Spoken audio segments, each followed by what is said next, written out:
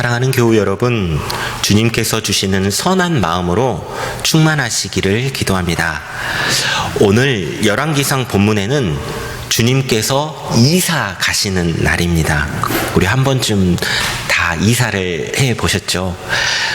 이사 가는 장소가 내 집이고 새 집이라면 그 기쁨은 배가 되는 것 같습니다. 오늘 이 구약성서의 모습이 이러한 모습이었습니다.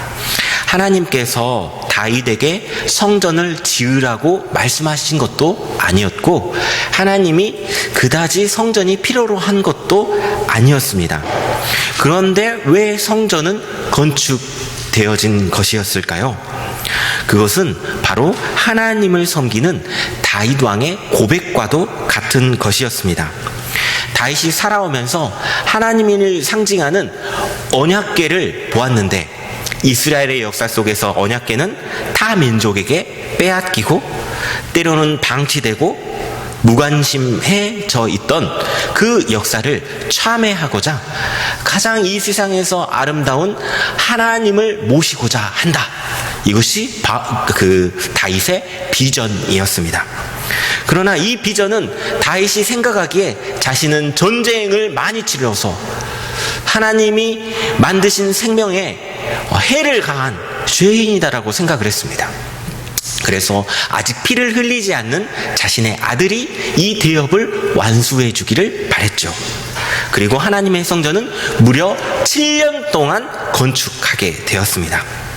그리고 하나님의 임재의 상징이었던 언약궤가 다윗의 성에서 새로 건축한 솔로몬의 성전으로 이전하는 그 생생한 장면이 오늘 저희 구약성서의 본문입니다.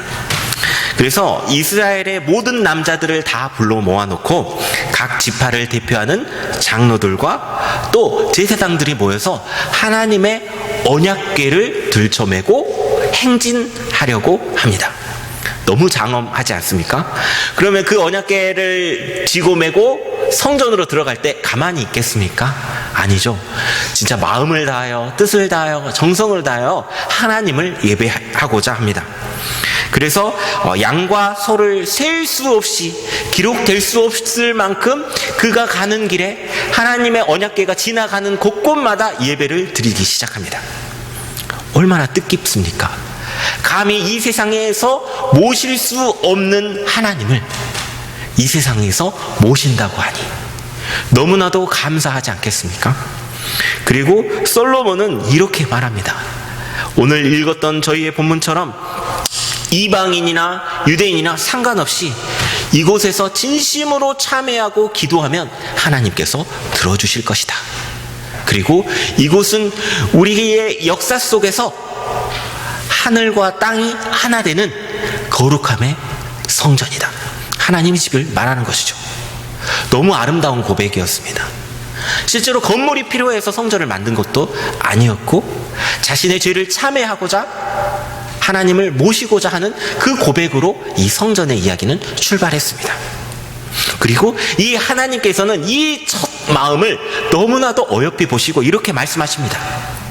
내 이름으로 일컫는 나의 백성이 스스로 겸손해져서 기도하며 나를 찾으면, 그리고 너희들이 악한 길에서 떠나면 내가 하늘에서 듣고 그 죄를 용서하여 주며 다시 그 땅을 번영하여 주겠다. 하늘과 땅이 소통되는 장소, 나를 만날 수 있는 장소, 회개가, 진심 어린 회개가 드려지는 장소, 이것이 바로 성전이었습니다. 그런데 이 아름다운 성전의 탄생 이야기는 시간이 흘러가면서 변하기 시작합니다. 처음에는 분명 겸손히 하나님을 찾고 악한 길에서 떠나고자 하는 마음이 간절했습니다. 그런데 이 성전의 주인이 이제는 하나님이 아니라 사람이 되어가기 시작합니다. 처음 마음이 변해가기 시작합니다. 이제는 성전에서 하나님을 만나기보다는 이 성전의 권력을 이용하여 정치와 돈 장사를 하는 성전으로 변해버리고 맙니다. 만몬의 집인지 하나님의 집인지 헷갈릴 만큼 돈 장사를 했습니다. 이런 처음에 순수했던 고백은 사라지게 되었죠. 심지어 말라기 1장 10절에서는 하나님께서 이렇게 말씀하십니다. 너희 가운데서 누구라도 성전 문을 닫아 걸어서 너희들이 내 제단에 헛된 불을 피우지 못하게 하면 좋겠다. 나는 너희들이 싫다. 나 만군의 주가 말한다. 너희가 바치는 제물도 이제 나는 받지 않겠다 하고 말씀하셨습니다. 하나님이 성전 문을 닫고자 합니다. 그들이 제물을 가지고 와도 전혀 기쁘지 않다고 합니다. 왜냐하면 이스라엘 사람들은 그냥 제물만 드리면 우리가 지은 죄를 참회하고 용서할 수 있다라고 생각을 했습니다. 그런데 정작 중요한 것은 그들은 겸손함을 잃어버렸고 악한 길에서 떠나는 것을 잃어버렸습니다. 그것을 잃어버리고 많은 재물을 가져와 봤자 하나님 감동하시겠습니까? 이게 성전을 하나님께서 문 닫고자 하는 이유입니다. 오늘날 우리의 회개의 고백을 한다고 하면서 우리의 상황은 변함없이 그 자리 그대로인데도 불구하고 하나님께 예배하고 헌금 많이 낸다고 해서 재물 많이 낸다고 해서 하나님 기뻐하시겠습니까? 오히려 그 장소는 하나님이 보시기에 좋지 않은 예배 장소가 되겠죠. 그리고 또한 이 첫 마음과 감사를 잃어버린 이스라엘의 성전은 그래서 무너졌습니다. 그래서 유명한 말이 있죠. 사람은 잘 안 변해. 사람은 고쳐 쓰는 게 아니야. 이 말을 생각해 보다가 사람은 진짜 안 변하나 하루 일주일 동안 곰곰이 생각해 보았습니다. 그런데 사람이 너무나 잘 변하는 겁니다. 제가 생각할 때. 왜냐하면 좋은 것들은 쉽게 변합니다. 안 좋은 것들은 안 변합니다. 왜 좋은 것은 이렇게 쉽게 변해버리고 안 좋은 것은 그대로인지 마음이 아팠습니다. 그게 바로 나라는 사실. 그리고 또 오늘 이 갈라디아서에서는 사도 바울의 격정적인 감정이 그대로 드러납니다. 사도 바울이 갈라디아 지역에 복음을 전하고 교회를 세우고 그 교회가 성장하는 과정이었습니다. 그런데 그 갈라디아 지역에 바울의 대적자들이 나타나 바울이 전한 복음은 가짜 복음이라고 주장한 것이었죠. 그들의 주장의 내용은 이렇습니다. 첫 번째, 바울은 예수 그리스도의 정식 제자야? 나는 예수님의 제자 멤버 구성의 사도 바울이라는 사람을 들어본 적이 없는데 바울이 전한 거는 가짜 복음이야. 왜냐하면 예루살렘 교회에도 바울의 흔적은 없어. 나 예루살렘 출신인데? 이렇게 말한 거죠. 그래서 갈라디아서 1장에서 사도된 바울은 자신의 정체성을 증명하고 있습니다. 모함을 당하고 있으니까. 자신이 그렇게 생명을 걸고 마음을 다하여서 인생 걸고 주 예수 그리스도의 복음을 전하는데 그의 대적자들을 그를 부인하게 되는 거죠. 권위가 없다 여기는 것이죠. 두 번째는 바울이 하나님 말씀에 기록되는 것을 안 지켜. 당시 지역에는 그 신약이 없었으니까 당연히 유대교 경전이었던 구약만 있었겠죠. 갈라디아 지역에. 그 구약만 보고 있는데 여기 이 하나님 말씀을 봐봐. 여기 바울의 말이 어디 있어? 여기 기록에는 안식일을 지켜라, 유대인 절기를 지켜라, 할례를 받아라 이런 것은 있어도 자유를 누린다니 그건 무슨 말이야?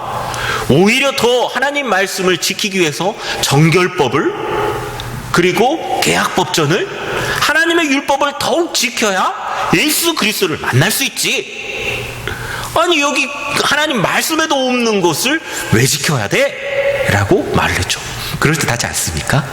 그래서 이 갈라디아 지역에서는 쉽게 변절자들이 나오게 됩니다. 배교하는 사람들이 많이 일어나게 됩니다. 그리고 사도 바울은 돌아와서 이 소식을 듣게 됩니다. 아니 복음을 전했고 교회가 성장한 지 얼마 되지 않아서 교회가 분란이 일어난 걸 보는 겁니다. 다시 예수 그리스도의 복음이 아니라 유대 율법주의로 돌아가는 이 교회의 소식을 듣게 됩니다. 마음이 어떻겠습니까? 기쁨과 감사와 평화가 넘치겠습니까? 격정적이었겠죠. 예수 그리스도의 말씀을 놓쳐가는 이 사람들을 보면서 격한 마음으로 편지를 썼겠죠. 그것이 바로 갈라디아서입니다. 그 갈라디아서에서 사도 바울은 이렇게 변증합니다. 첫 번째, 내가 사도가 된 것은 사람이 시켜서다, 그런 거 아니다. 하나님과 예수님이 나를 임명하신 것이다. 사람이 나한테 이렇게 시킨 적이 없고, 나 다메섹으로 돌아가면서 원래 나는 유대교의 신실한 신자였는데 거기에서 고난당하신 예수 그리스도를 보았다. 사울아 사울아 어찌하여 나를 핍박하느냐 하는 주님의 모습을 나 생생하게 보았다. 어찌 내가 주님을 안 봤다라고 말하느냐.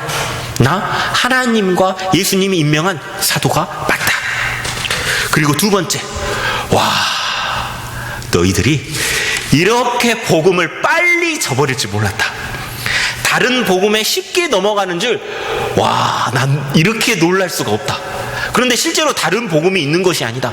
왜 그러냐면 내가 전한 복음이 유일한 복음이기 때문이다. 다른 복음은 없다. 천사처럼 훌륭한 사람, 아름다운 모습으로 어떤 말을 한다고 해도 내가 전한 복음과 다르면 그것은 가짜다. 그리고 마지막 세 번째는, 이 복음은 사람이 만든 게 아니다. 그리스도의 나타나심으로 받은 것이다. 계시를 받았다는 것이죠. 어떤 창작물이나 바울 사도의 생각을 적는 게 아니라 그리스도와 만남을 통해서 계시 받았다는 것이죠. 사람이 만든 게 아니다 하는 것이 이 사도 바울의 변증이었습니다. 그래서 다시 율법주의도 복음도 아닌 이상한 진리로 넘어가는 이 갈라디아 교인들에게 다시 한번 복음의 메시지를 권면하는 것입니다. 처음 받았던 복음의 은혜를 상실하고 변해버린 상황이었죠. 그래서 하나님의 사랑과 그리스도의 은혜로 회심하는 이 갈라디아 교인들이 진실되게 생명의 길로 다시 걸어나가게 되기를 소망합니다. 너무 때로는 안타까우면서도 끝까지 사랑하는 바울 사도의 마음을 우리는 엿볼 수가 있습니다. 그래서 궁금했습니다. 성전을 짓고자 하는 마음도 변해버리고 주 예수 그리스도의 마음을 보고 듣고 믿었는데 그 마음마저 변해버립니다. 사람은 너무 쉽게 변해버립니다. 악한 길을 즐겨하는 이 인간은 참되게 변화할 수는 없을까요? 죄의 돌림표 속에서 항상 그 자리에 맴돌아야만 하는 이 현실이 너무나도 가슴 아픕니다.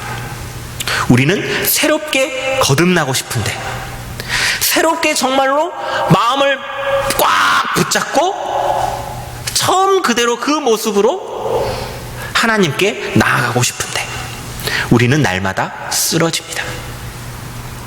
결단하면 그 결단한 것이 언제 결단했는지 잊어버리고 그 결단의 내용을 지키지 못하는 나의 모습을 보면서 나는 왜 이렇게 행동으로 옮겨내지 못하면서 자괴감이 들기도 하죠.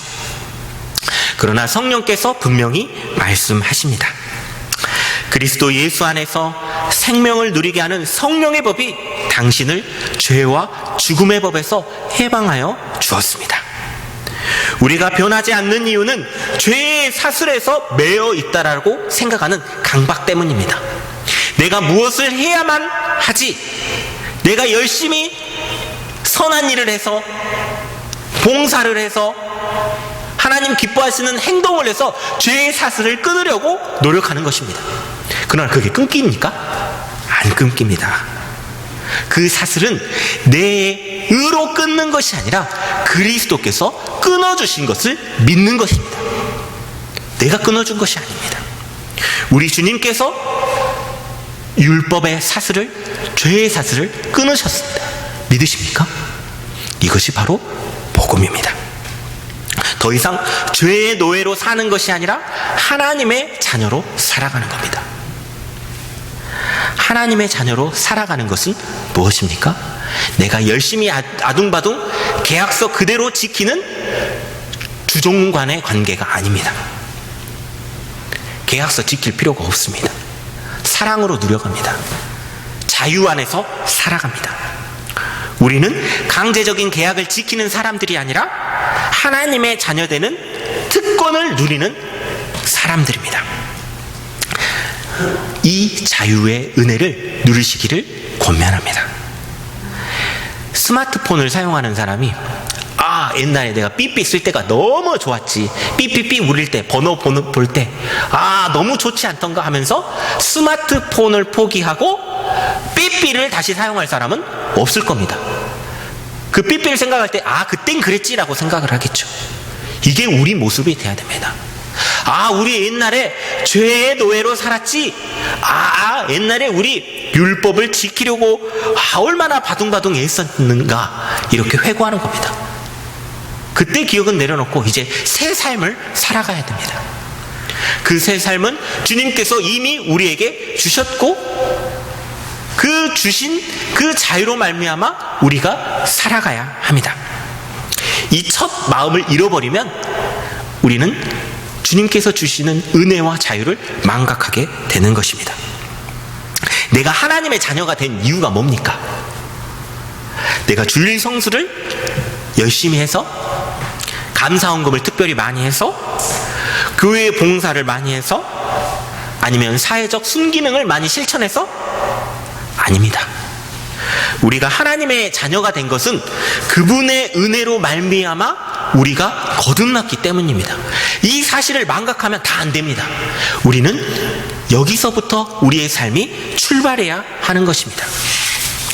우리가 기도를 그렇게 많이 하지 않아도, 찬양을 많이 하지 않아도, 부목사님이 아침마다 올려주는 헤르노트 말씀 묵상을 보지 않아도 여전히 우리는 부족하고 약한데 거듭난 것인가 생각 들더라도 우리는 결단해야 합니다. 우리는 그리스도의 은혜로 거듭났다는 사실이죠. 이 첫 마음을 지켜가야 합니다. 그 은혜를 누리면 사람은 성장합니다. 그리고 회개가 무엇인지 반응하게 됩니다. 삶 속에서 회개와 참회의 고백이 일상화됩니다. 그리고 그 하나님이 주시는 그 첫 감동에 매여 살아가게 됩니다. 우리는 하나님의 자녀되는 권세의 특권을 누려야 합니다. 여기 주일 성수를 지키러 오셨습니까? 틀렸습니다. 우리는 지키는 게 아닙니다. 부활하신 주님의 잔치에 참여한 것입니다. 하나님이 이 부활의 잔치에 우리를 불렀고 우리를 초대해 주셔서 우리는 자발적으로 그것에 응답한 겁니다. 우리가 뭔가 지키는 것 아닙니다. 하나님이 주시는 그 특권을 우리는 누리는 겁니다. 오늘 또 누가복음에는 백부장의 믿음이 나옵니다. 백부장의 믿음은 어떠한 믿음입니까? 하인을 낫게 하기 위해서 1000번제를 드렸습니까? 아니면 40일 금식 기도를 해서 간절히 낫고자 정성을 드렸습니까? 아니면 예수님이 걸어오실 때 진심으로 마중 나와서 그의 집에 모셔서 진수성찬으로 예수님을 대접했습니까? 여기에 든 것이 하나도 없습니다. 그런데 왜 예수님이 이 백부장의 믿음을, 이스라엘 중에는 이런 믿음을 본 적이 없다? 놀라셨을까요? 오히려 백부장이 한 거는 이겁니다. 자신이 감히 예수님을 마중 나오지 못한다는 고백이 있었고, 그리고 친구들을 대신 보냅니다. 아니, 이게 손님이 오신데 대신 친구를 보내는 게 예입니까? 아니죠. 그런데 백부장은 이런 마음이 있었습니다. 이스라엘의 거룩하신 분을 내가 어찌 맞이할 수 있겠느냐, 나는 부끄러운 사람이다 라고 하는 참회하는 마음이 있었습니다. 그리고 그의 고백을 친구들에게 담습니다. 그의 내용은 이것이었습니다. 주님, 더는 수고하실 것이 없습니다. 저는 주님을 내 집에 모셔드릴 만한 자격이 없는 사람입니다. 그래서 감히 나올 업무도 못 냈습니다. 그저 말씀만 하십시오. 내 종을 낫게 해주십시오. 나도 상관을 모시는 사람이고 내 밑에 병사들도 있습니다. 근데 오라고 하면 오고 가라고 하면 갑니다. 주님, 내 종을 낫게 해주십시오. 이런 고백입니다. 믿음은 지성이면 감천이 아닙니다. 내 노력으로 하늘을 감동시킬 수 없기 때문입니다. 그러나 믿음은 주님께서 하시면 됩니다 하는 고백입니다. 그 믿음 안에서 확신이 있고 기다림이 있고 성실이 있는 것이죠. 백부장의 믿음은 주님께서 하시면 됩니다. 그 믿음의 특권을 누린 사람입니다. 그리고 예수님께서는 이 백부장에게 이렇게, 그리고 그 무리를 따라오는 사람들에게 이렇게 말씀하셨습니다. 내가 너희에게 말한다. 나는 이스라엘 사람 가운데서 아직 이런 믿음을 본 일이 없다.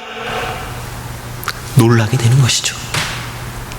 하나님이 하실 것에 대한 믿음, 하나님이 하고 계시는 것에 대한 믿음, 그리고 하나님께서 하실 것이라는 믿음, 그것이 바로 하나님의 자녀되는 권세입니다.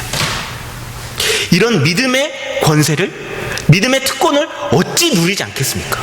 내가 믿음을 지키는 거 아닙니다.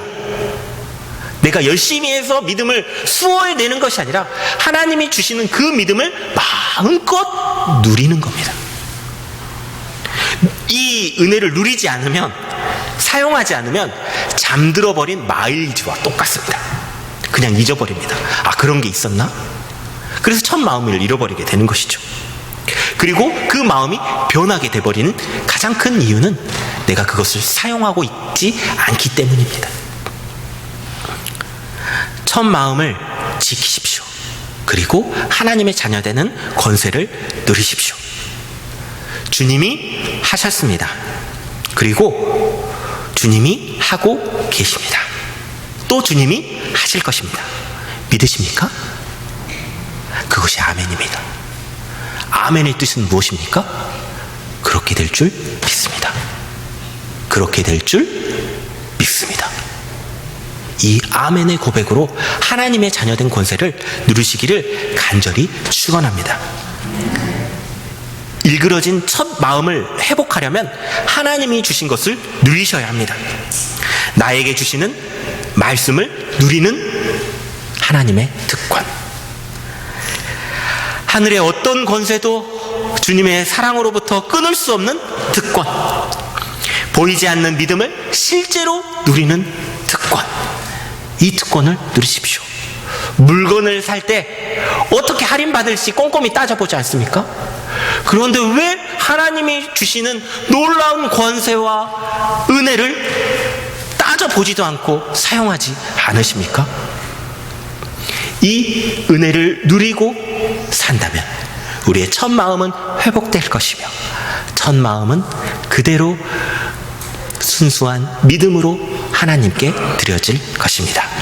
오늘의 말씀을 함께 묵상합시다.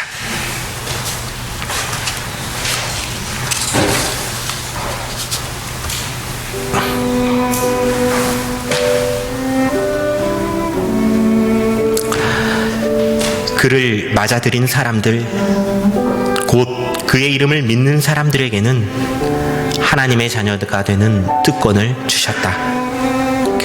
이들은 혈통에서나 육정에서나 사람의 뜻에서 나지 아니하고 하나님에게서 났다.